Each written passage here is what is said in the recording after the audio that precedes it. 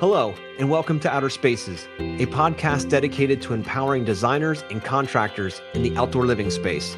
Through this show, we hope to create a powerful resource for you.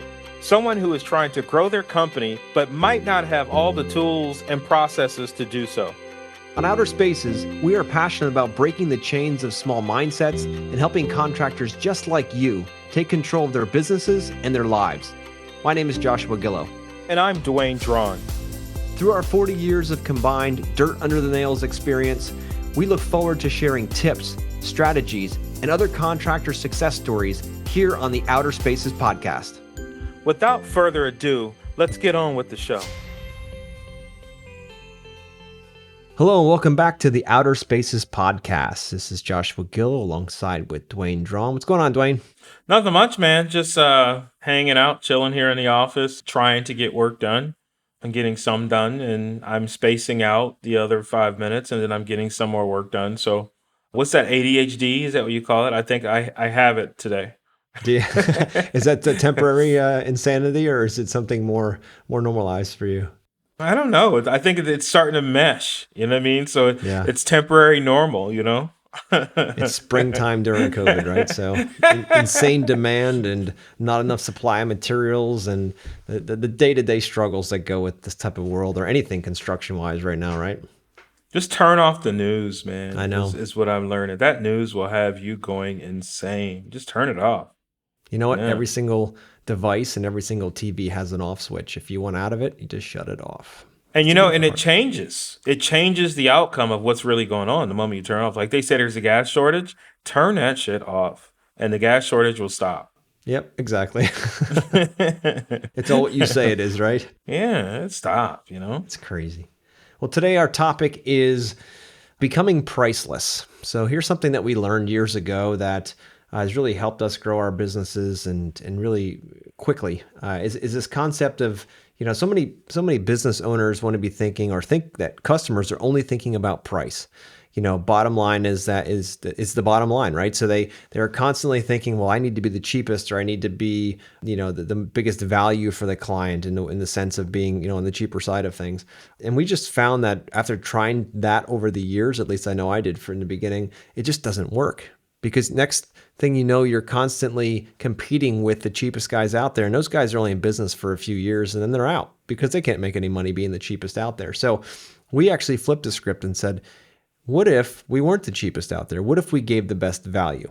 And in giving the best value, in the sense of education and the best, overall project and the performance of the installation and the design, and even the long-term ramifications of a lifelong design that's going to hold up and stand the test of time, right? So what if we flipped the script and said, look, we're not going to be the cheapest anymore. We are going to create the highest value. So what I mean by becoming priceless, it's more about how do you offer so much value to your client that they're not worried about the numbers anymore. Duane, that's the biggest thing, right? And you know this, right? It's not about the numbers anymore because you're solving problems for them that they didn't even know they had. And you're doing it before they're even asking you to, because you know them intimately enough, your ideal clients, you know them intimately enough that when they listen to you talk, when they see your presentation, they're just like, wow, it makes no sense for me to go any further. Again, you become priceless at that point. Have you found that to be true in your world, Duane? You always got to do that. I got to spin it over, yeah. I feel like I talked too much in the beginning. So if you don't send it over that way, this podcast is not going to work. You got to do that every single time. Yeah. I'm going to try coming up with something new. I tell you what, Joshua, I think you bugged my phone. I think the last time we recorded some videos that you did something to Siri and you bugged my phone, because this very conversation is what my contractor him and I were having this just last night about the very question you just sent my way to ask me to answer. Here's what's happening. We've created so much value and so much greatness in what we do in our business that we don't have a financial problem anymore. Like, we don't have an issue with clients paying the bill or paying up or anything. That's not our problem anymore. We don't have to chase anybody down for money. They understand, they respect our value, and they pay us. What we're seeing is we have to alter the level of customer service that we're offering, because the clients want us so much and then we offer so much value to them. They expect a very higher level of customer service and relations and return and phone calls, and they pick at things a lot more in depth than we're even used to. You mean because we're sort of this industry. You sort of move from a certain one class to another class into another class, and we moved into this class of money, of finances, of homes, of value, of clients that they pick a little bit more and they drive a little deeper because we have raised this value to them that we're sort of priceless now.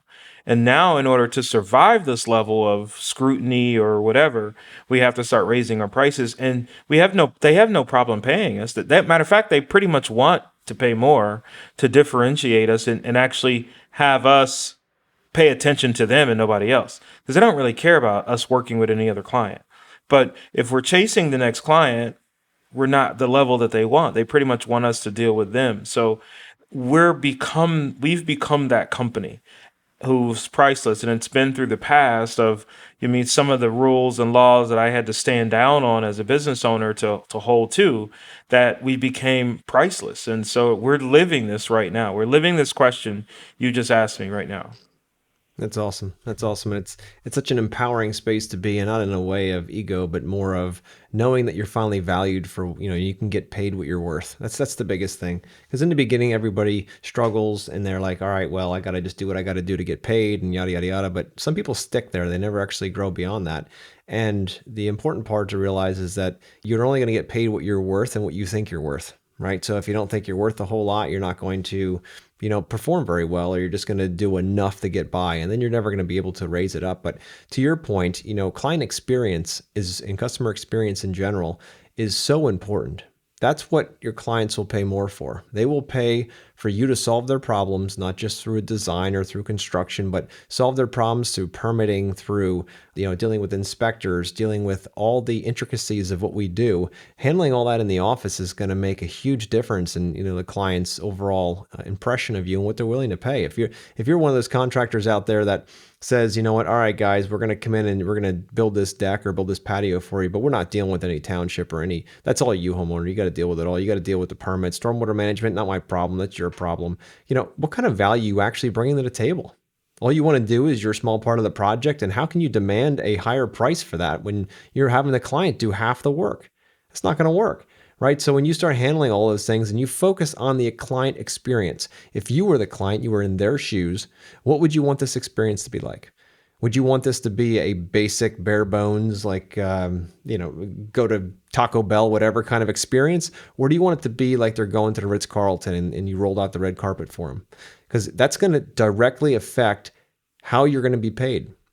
If you're just thinking bare bones basic, you're not going to be able to ask for much more than that in your pricing.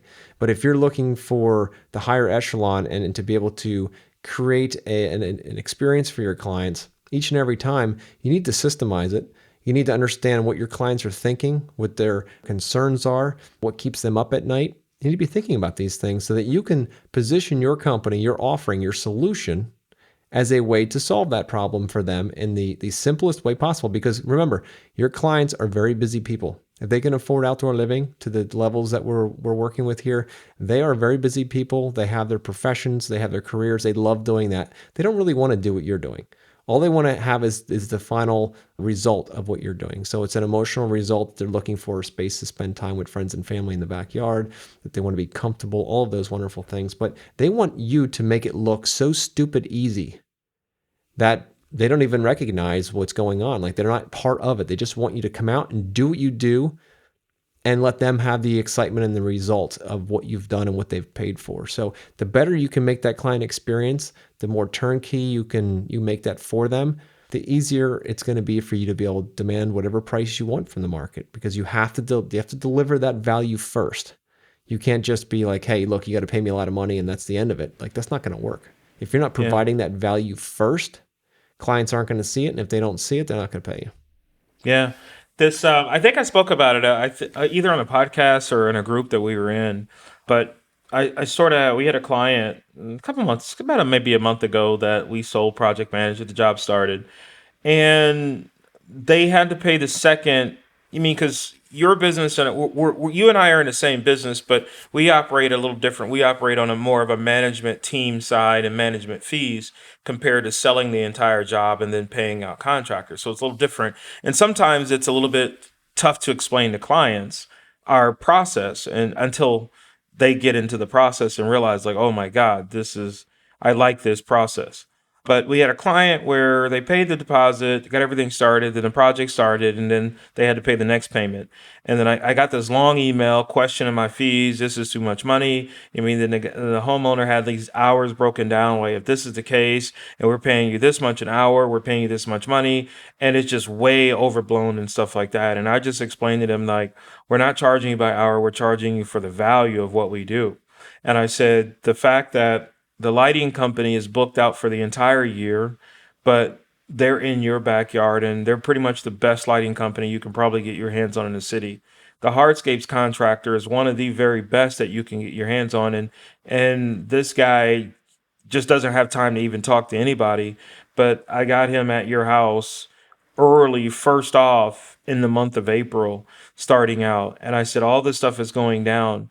And I said, what you're not realizing is that you're not stressed out by any of this at all. And I said, the reason why you're not stressed out is because we're doing our job. And so the moment you become stressed out, send me a message, send me an email, and my team on my side will take care of it and we'll fix it and we'll pull the stress off of you. And that's all I said. I stopped. I didn't say anything else.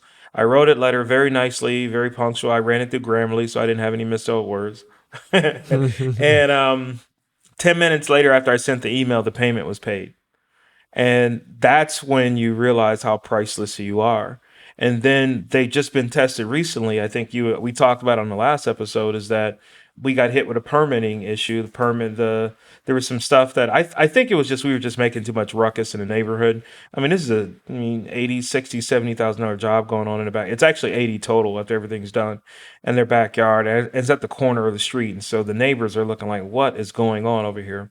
And so some inspector came out, shut my crews down, tried to kick the guys off the job site for some permits. I made some phone calls to the city, pulled off one permit in 30 minutes and turned around and said, oh, we need a fence permit, and had the fence permit turned around by the next day and posted on the house. And the husband actually sent me an email. Was like, I really am impressed with what you guys are doing. This is really amazing. Your proficiency and your teams are doing just an amazing job. And that's what happens. That's when you become priceless. But there are times when clients forget that. Like, we have a client now who thinks that they did it all, like they think they did everything themselves, and I realized that every contractor was in that backyard is because of us. The entire design was built because of our designs and how we put it all together and all the management through. And it's because they actually wanted to scrutinize everything that made their experience worse. I mean, we can't make every experience great, but they wanted to over scrutinize, but the priceless piece was still there. Like, it still happened. And sometimes it does cause an issue where they think you're so priceless that they don't really think they needed you because you made their life so much easier. No, I absolutely agree with that. And when you've made it that simple for them, sometimes they almost get a little bit bummed. They always thought that this project, is you told them, you went through your sales script, everything was great. You set them up and you set the expectations well for everyone to win. But then they say, but it's building stuff, right? It's contracting. There's always going to be something that comes up. And when it doesn't, they've like, wait a minute here, I got to have something to complain about. You know what I mean? It almost seems too good to be true. And some people just take it and enjoy the fact that it wasn't a pain in the ass to have the experience. And others, they just want to throw their own stuff in there. And it's just the nature of people. That's, if you did a really poor job, then they want to complain the whole time. And I think some people just like negativity too. I think they just need some of that in their life. And when it's too positive and everything is too smooth, through an entire project, they want to bring stuff up. But the thing is, you can't please everybody. It's not the goal in life to please everybody, and there's no way you ever will. So no matter what system you build, no matter what process you create, it's not going to work for everybody. As long as it works for the majority of the people you work with, your ideal clients, then you've got a great system. Keep rolling with it. But there's always going to be people that are going to try to test and measure it and check it and all of that. We get that as well with, our sales process and with design and all that stuff. People come in and they tell us one thing, but through our journey that we have together, through the design and the budget study and all that stuff, a lot of times people change their minds. That has to be part of your functioning system, that humans can change, because they will change what they asked for. They'll change their budgets. They'll go up or down. Sometimes they lock on a number and there's no way to bring them off that number. They're just it's stuck in their head. You can talk as much logic as you want. You can talk about everything else, but at the end of the day, sometimes emotion takes over, right? And it becomes real when they start seeing numbers. It's not just something that they were going to do 5 years ago, and now all of a sudden they're ready to do it. Now you're asking them for 60, 160, $560,000 to do this, and the next thing you know, they're like, "Oh shit, this is getting real. I actually have to take all that money that we've saved and I have to spend it." And it becomes very emotional at that point for some, not for all. For some people, and they don't know how to manage that. So, again, because outdoor living is something that most people only buy once or twice in a lifetime. So if that's the case, they really want to make sure that they're not going to live with regret, that they're making the right decision, that they picked the right partner, that the design is going to supply all the functions and all the comfort that they truly want. And there's a lot going on. So again, going full circle back to the, adding the value, when you're adding value first, and that's our focus as well, is to add value first, meaning that when you have a client that's still, we'll just call them either cold lead or, maybe lukewarm at this point, right? So, and they're just looking around, they're getting a sense that they have to do something. They're becoming aware. So they're what we call in the awareness phase. So they're starting to become aware they want to do something in their backyard, or they want to do something to enhance their property. Once they start becoming aware, they start seeing things in the periphery. All of a sudden they start seeing other people having work done. So they ask them questions. They see stuff on social media talking a lot more about outdoor living or whatever it might be, a new patio or a deck, whatever they're looking for. So they start becoming more aware and they start doing some research. So that's the next thing. They start getting into the research. Okay, that's cool. I like that. I don't like this. What's better for me? What does this stuff cost? We got to get a sense of all that. So people start going on this journey. Most people buy in that sequence, right? The awareness and then the research, and then they start bringing people out and they start talking to them. Then they have to make a decision on who. So with all of that happening, if you happen to be the person or the group or the business that is out there offering all kinds of free educational value, and what I mean by that is, things that you've learned along the way, that you've seen other clients that have suffered from, bad decisions, whatever it might be, that you can offer them tools and tricks to make sure that never happens to them, you become priceless. You become valuable. And you're adding thousands of dollars worth of value before you've ever asked for $1 from them. And that's the kind of interaction and that kind of transaction that people are looking for, especially nowadays. 50 years ago, it's a different world.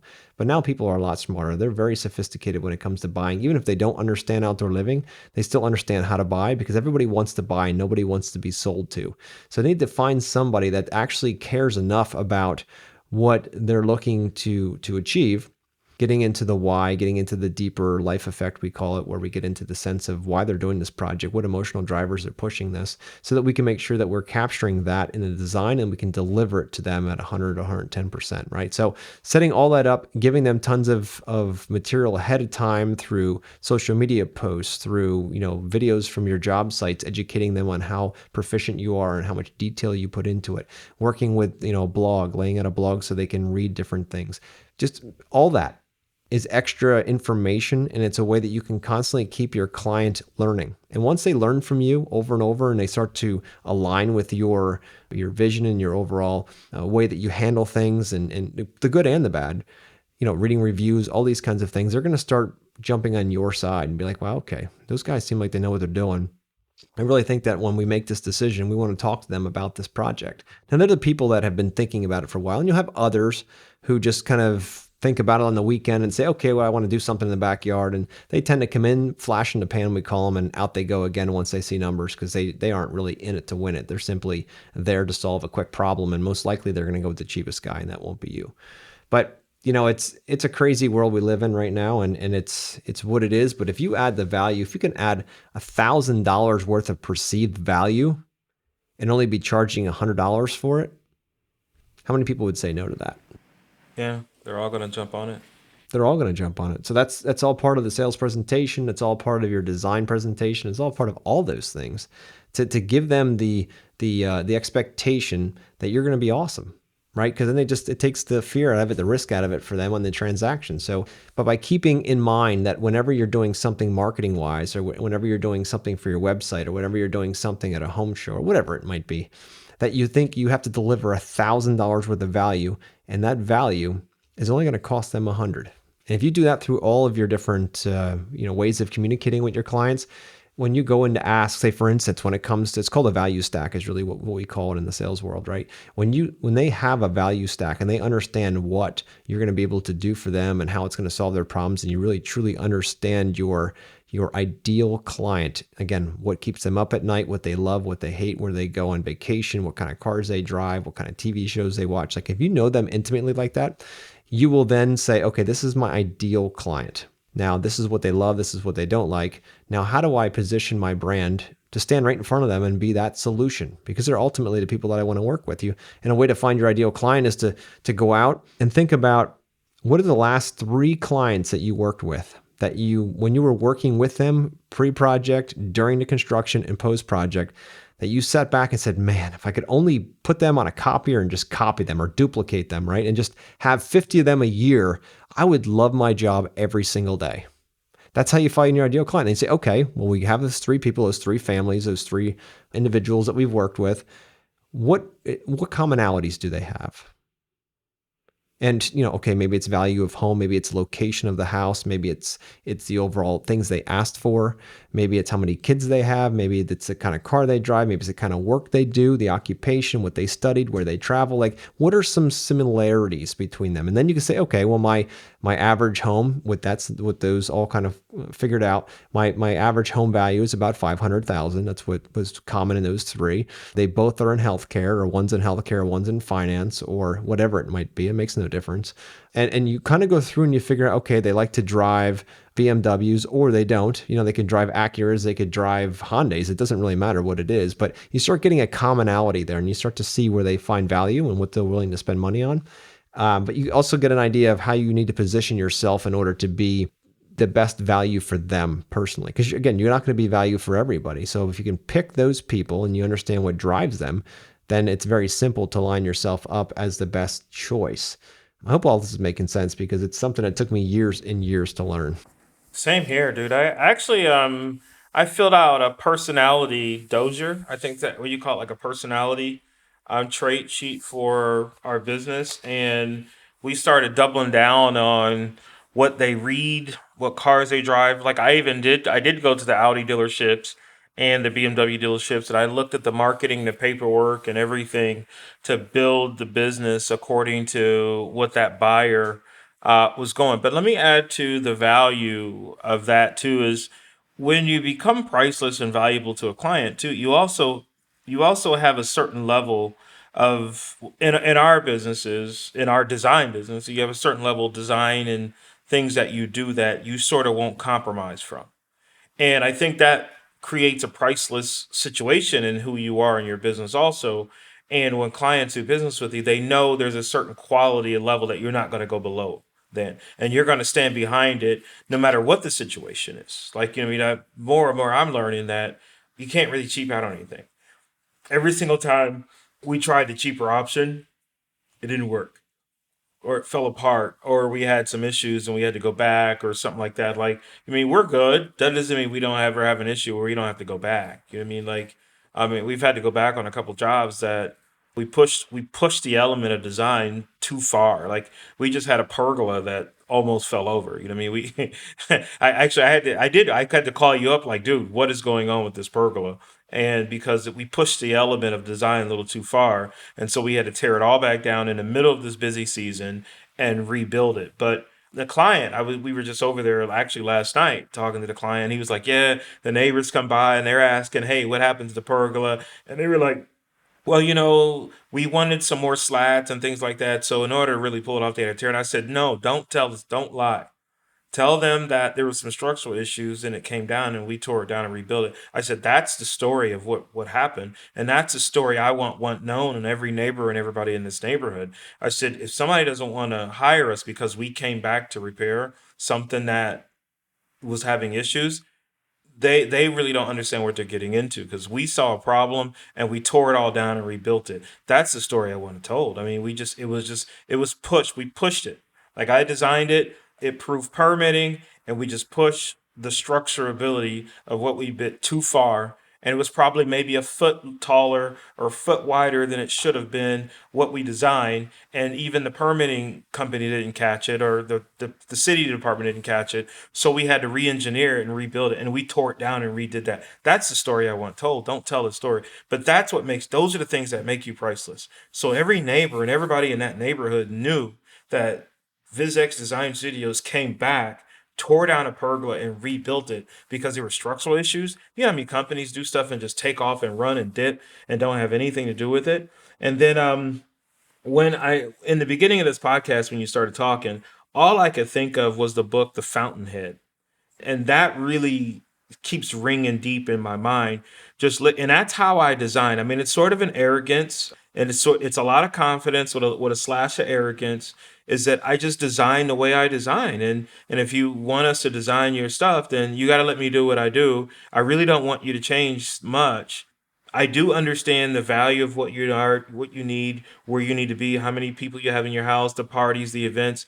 I am paying attention to that, but there's a certain style and there's a certain level of build quality that we're going to build with it, or I just don't want to touch the job. And it's sorted that way. And those are other things how you become priceless, because now we become that company that they know when we show up, we're going to do it right, and we're going to finish it all the way through and get it done, no matter how many of the phone calls. I mean, we get bombarded, man. Same clients, just text and emails. Like, there's one guy, I almost, like, I hate arguing with a client, but there's one client, like, I pretty much had to sever the friendship because it was just too much. Like, it was just texting and on Sunday, on Saturday, and then it got rude. Like, you guys aren't showing up, and I'm like, dude, it's raining today. You know what I mean? Like, what do you want them to do in the rain? And I finally just had to check them. Like, listen here, bro. We don't treat us like that. Don't treat my crews like that. Don't treat me like that. We're gonna knock this stuff out. And as you see, we are here every day. We're not disappearing. We're not hiding anywhere. We didn't steal anything from you. You haven't even paid the final payment.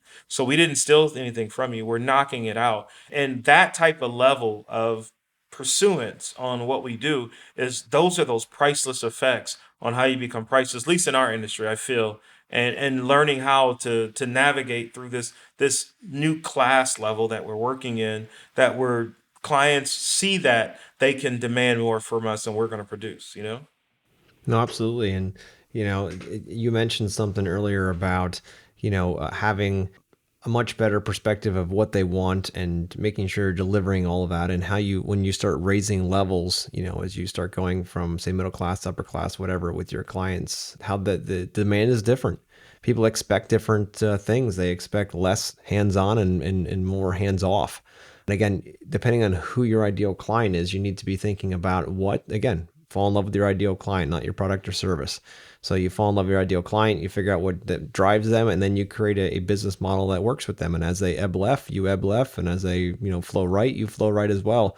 You're with them as they move through this thing called life, and through different economies, and through different worlds, as it is now. You know what I mean? So we have to keep focused on them throughout the entire experience, because we need to keep increasing how we can deliver our outdoor living spaces and the experience that comes along with it. Because most people think with outdoor living, you're going to do a patio deck, whatever it might be, pool, that it's going to be a major upset in their daily life. If they have kids or pets running around the backyard, it's mud, it's constant mud in and out of their new house or the new floors, whatever it might be, right? So when that goes on and on and on for weeks or months, or sometimes even a year or more, it rubs them raw. They get really, really chapped about that after a while. And that's one thing they didn't think about throughout the entire decision-making process to do this project.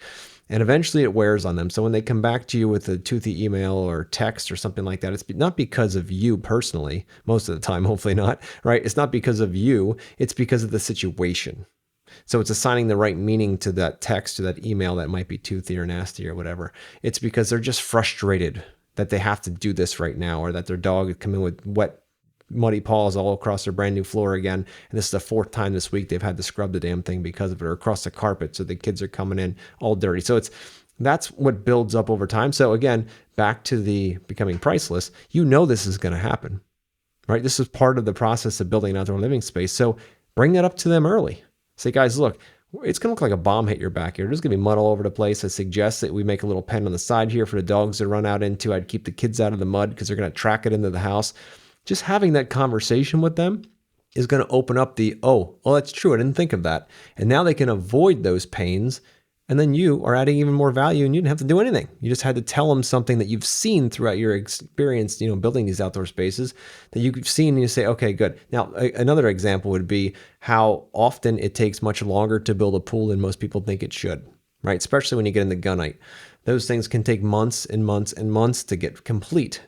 People think, oh, you dig a hole, throw some concrete in it, throw some water in it, put some tile on it, we're good to jump in, right? They've never built one before. They don't do it like we do all the time. So it's a matter of expectations, setting those expectations. So when you set them and you say, all right, well, this is going to take a lot longer than you expect. It's going to be a lot dirtier than you expect. There's going to be dust all over your windows. There's going to be all of that stuff. But trust me, just grit through it because you're going to love the result, but it's going to be downright nasty going through this, right? Especially when it gets into concrete, anything concrete, stamped concrete, and the dust they throw on top for the antiquing and for the coloring and all that.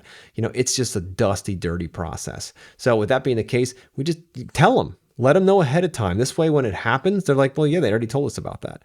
Versus I got home, had a bad day at work, and now I can't even see out my windows because there's so much dust and debris on them because of all the work done in the backyard. Or now my car is always dusty and nasty. I got a brand new car and now I got to deal with this stuff. I can't even get it in the garage. There's mud in the driveway. I'm dragging it in the house now. It's all these things that you could completely eliminate by just having a conversation with your clients ahead of time and tell them how rough it's going to get so that when it happens, it's not a surprise and they can prepare for it. At least they can prepare for it. And that's going to help you add more value. And they're going to tell their friends like, yeah, it sucked, but we were ready for it.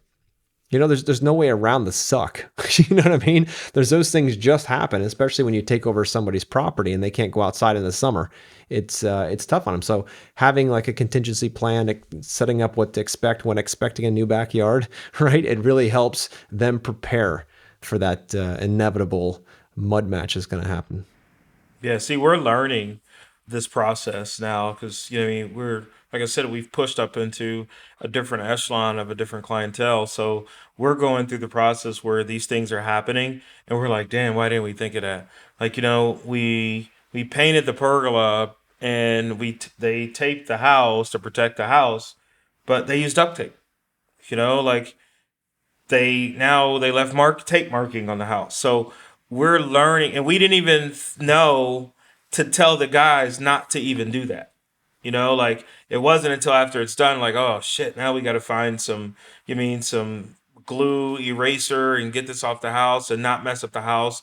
And the client is like, man, why didn't you guys think of that? And they're like, dude, like, do you see this job? Did you see all the thoughts that has to go down to even create this? And like I said, this whole Priceless thing is pretty deep because that's another level of Priceless is that you're able to complain about that.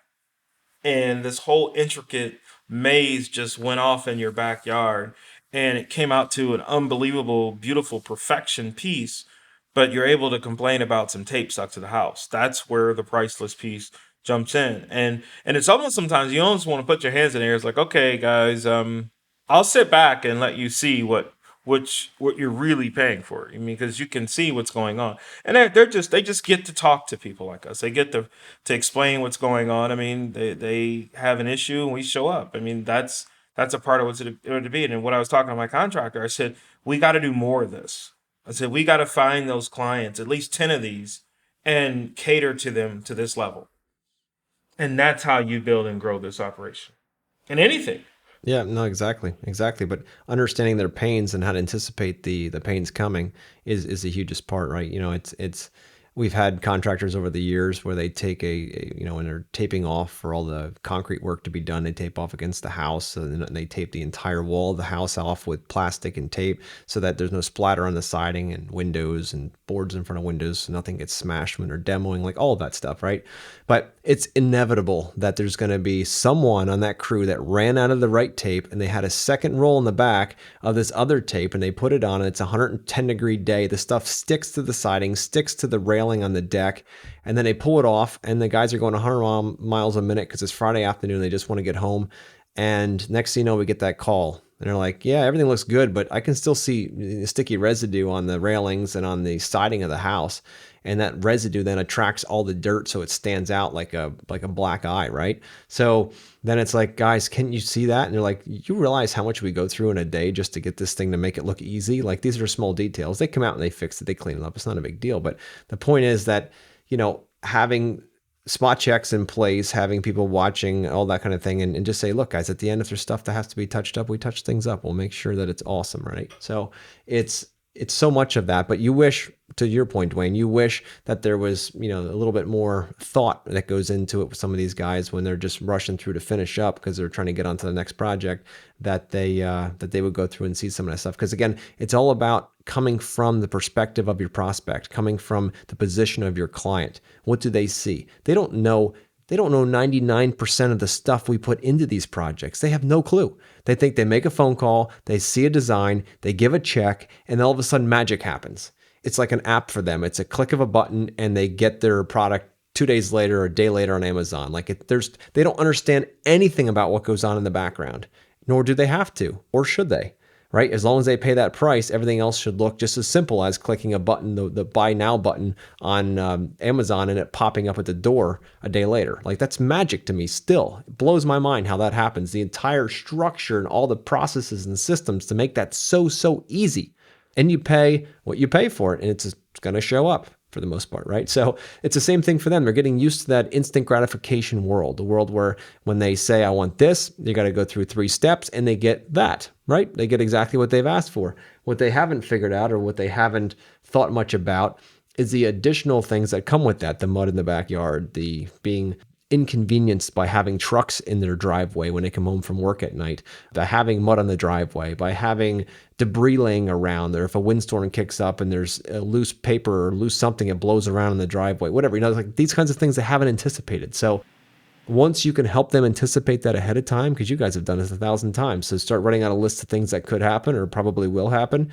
Try to eliminate as much as possible through processes and procedures. And if not, let the client know. Say, guys, look, at the end of the project, like we do in every one of ours, is we're going to power wash your driveway.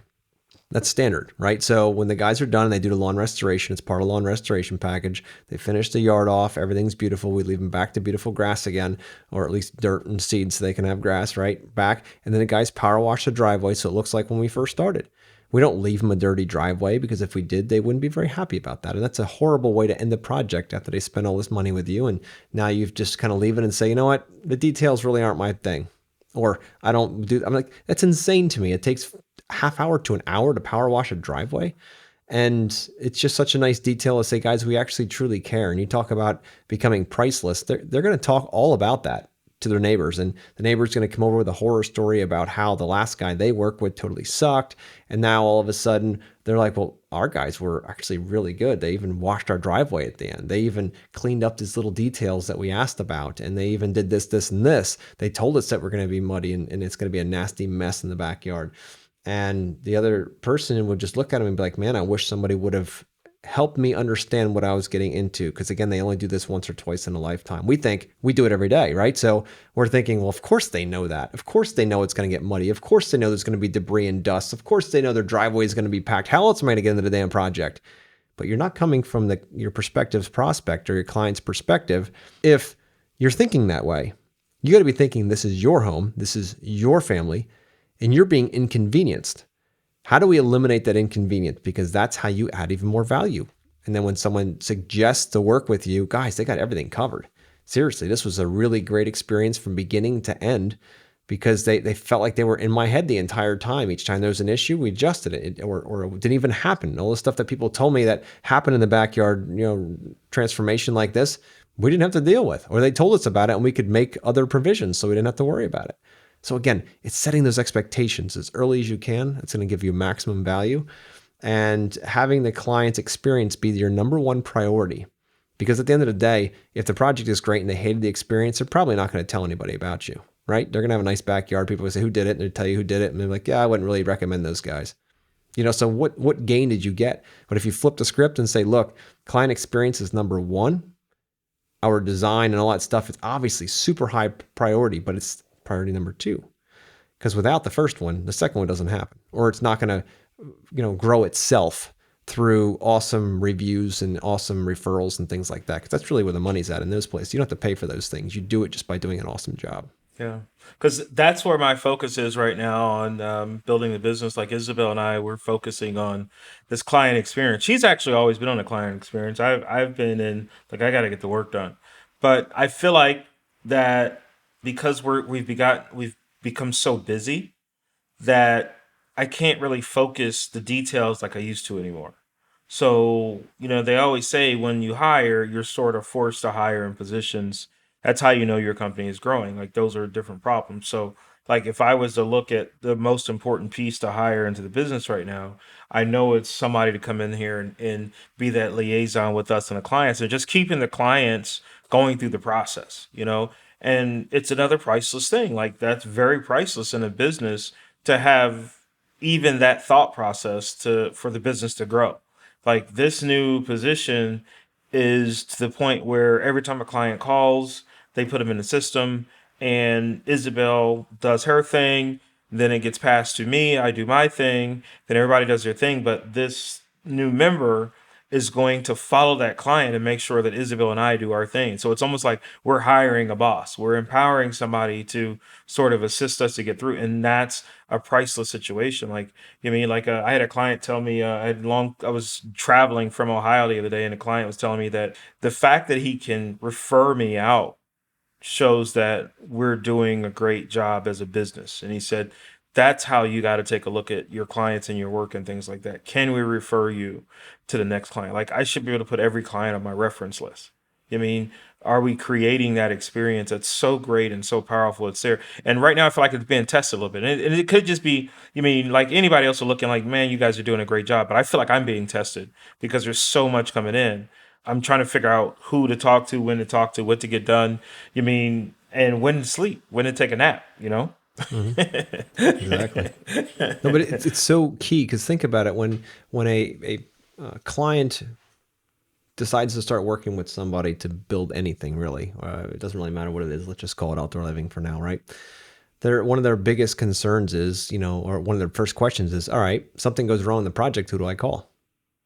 Scheduling. Somebody doesn't show up. Who do I call?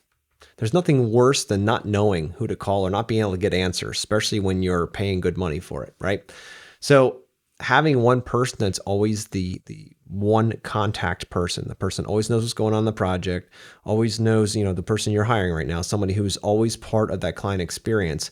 We call Becky in the office, we call her the personal project concierge, right? She takes the first phone call throughout. She's running through processing all the paperwork and permits together. She's working one-on-one with the clients to set up meetings. She's the one that's also creating everything in QuickBooks. So she knows the project intimately from the price structure, from the design structure. Like she knows all of these pieces just by being part of entire conversation.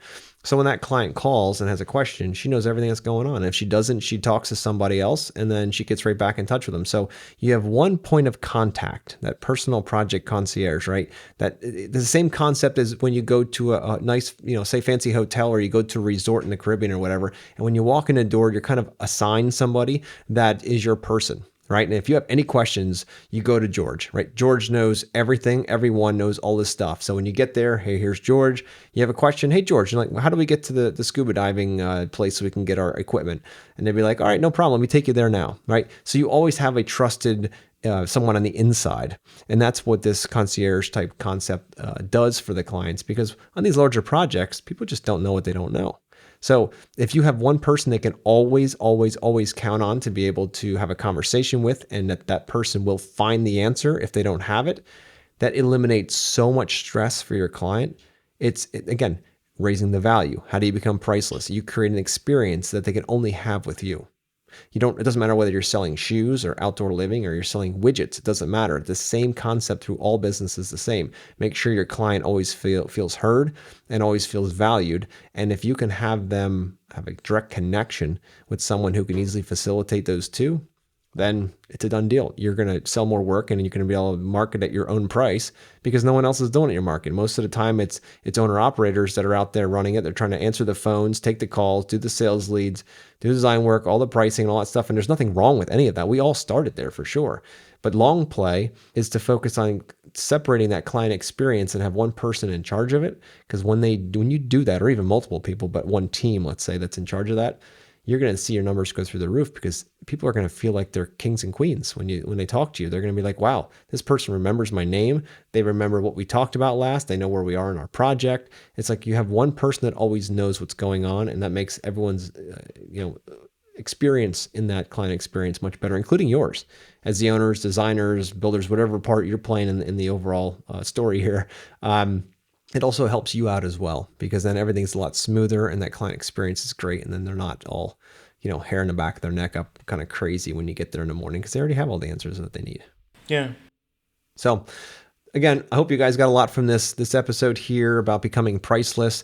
It is totally, totally worth your time and totally worth your sweat, if you will, to start building this process within your business and focusing on the clients and not necessarily just your product or service, but your ideal client. Because when you do that, you're going to start opening up a whole nother Pandora's box of a different level that you can take your business and you can start demanding a higher price. You can start, being paid what you're worth and charging a premium for your services because you're bringing such a high level of value in the beginning and you're not asking as much as the perceived value of all that is, right? So again, we call that a value stack and we can easily teach you how to do that here at Yes Express. It's exactly what we do as part of our sales program. So the clients feel like they're getting $1 million worth of value and you're only charging them $3,000 for that design, right? So there's so many ways you can do that in a very ethical, fun way that both sides win. And everyone has a much better experience from beginning to end. So thanks for tuning in, and I look forward to talking to you guys again in the future about some more topics that we're working on now.